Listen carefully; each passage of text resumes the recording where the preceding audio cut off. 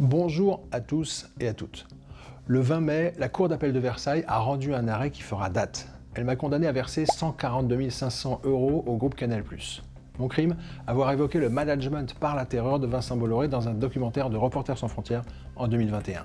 Il n'est pas question que qui que ce soit résiste aux oukases de l'actionnaire, surtout pas en matière d'information, parce que l'information est stratégique pour lui et il veut en faire exactement ce qu'il veut, et donc les journalistes sont des petits soldats. Cette sanction judiciaire de 142 500 €, elle tombe à un moment particulier.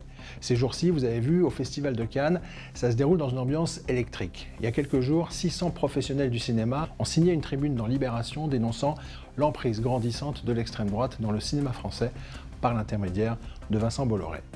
La réponse n'a pas tardé.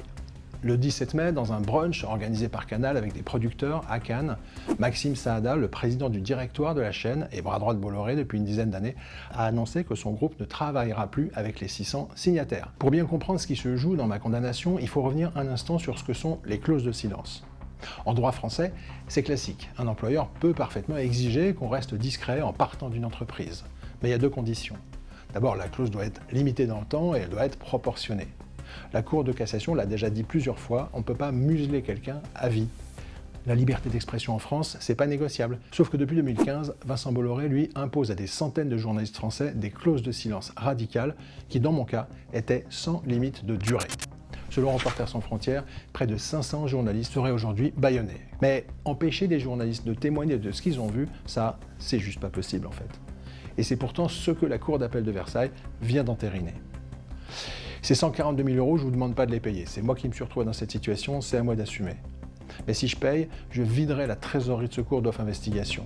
Demain, en cas de crise, on n'aura plus de quoi payer les salaires des jeunes journalistes qui s'engagent courageusement à nos côtés pour continuer d'enquêter librement. C'est là que vous avez un rôle à jouer. Montrez à Vincent Bolloré que quoi qu'il fasse, quels que soient les saillies racistes de CNews ou les discours xénophobes de Pascal Praud et consorts, quels que soient les chroniqueurs qui font des migrants les coupables de tous les maux de la France, quels que soient les cinéastes qu'on bannit pour avoir osé critiquer un actionnaire, vous les lâcherez pas. Ne pensez pas que vous êtes faible. Vous n'êtes pas faible. On est fort parce qu'on est déterminé et parce qu'on est des millions. En seulement 2 semaines, vous avez déjà financé le premier épisode. Fini de rire, les puissants contre l'humour politique?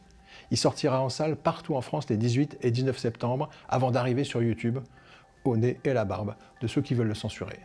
Faites un don sur offinvestigation.fr. Tous les dons sont défiscalisables à 66%. On est des millions, on lâchera rien, on a confiance en vous, on va y arriver.